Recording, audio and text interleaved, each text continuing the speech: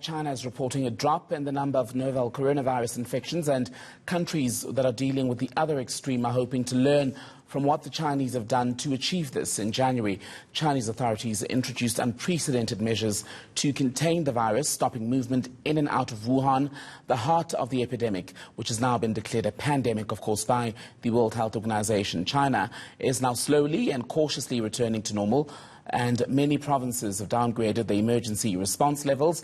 Dr. Mmanoko Koma is a South African medical doctor furthering her studies in China. She joins us tonight via Skype to discuss her experience of the changing times. Dr. Koma, a very good evening to you, and thank you for being on Nightline. Let's begin with how life is slowly going back to normal where you are. What sort of things, what parts of old life essentially have come back? Well, right now, many shops have reopened. They're fully functioning. There's movement on the roads. As before, there was little movement, and many people were not allowed to leave their houses for health reasons. So right now, we are seeing a drastic change due to the drop in cases in China.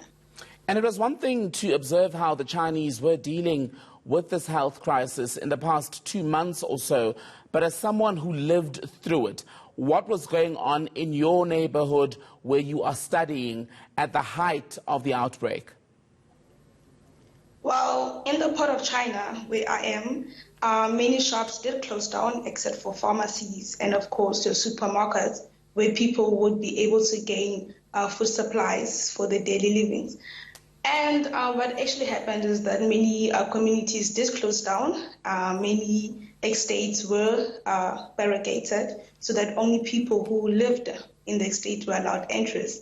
We were taking temperature measures throughout wherever we went. They would record our temperature measures. They would take temperatures, and it was a bit hectic, especially in my school, where many of our junior students were under complete lockdown. They were not allowed to leave the campus. They were not allowed to go outside or to take part in any outdoor activities that allowed physical contact and so on. And as the situation slowly returns to the old ways, if it can actually ever go back to the way it was completely, do the people now feel safer venturing out, or is there still that fear that was present on the streets in late December, January and February? The fear is still around. I mean, people are still very cautious of the disease. I mean, just because the number did drop does not mean that we should turn a blind eye and relax towards the fact that there's still cases, there's still people who still have the disease. So we still have to be very careful. We still have to take protective measures when we do go out. I touched on this in my previous question, but how has the COVID-19 outbreak changed life for people in China going forward? Because when you deal with an emergency at this level, even beyond the lifting of the lockdowns and all of that, it does change people and communities. Well, yes, I think people now will be more cautious into what they sell in their markets. People will be more cautious to what they consume, especially regarding the theories that this virus did come from an animal or a wet market in Wuhan. So people will be more cautious in the things they consume and taking care of their health more, and they will be more conscious in just keeping themselves healthy as possible.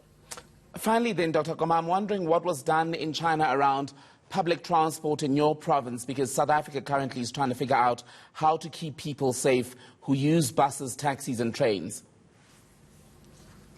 Well, in my province, we don't have much cases. We had just under 200 cases of the virus.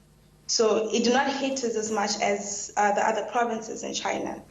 Public transport was still going on, but then there were just less few people on the roads to take them. But then there was still public transport available. It's just unfortunate that there was not many people using them at the time. All right. Dr. Mmanoko Koma is a South African medical doctor currently studying in China. Doctor, thank you so much for being on Nightline tonight.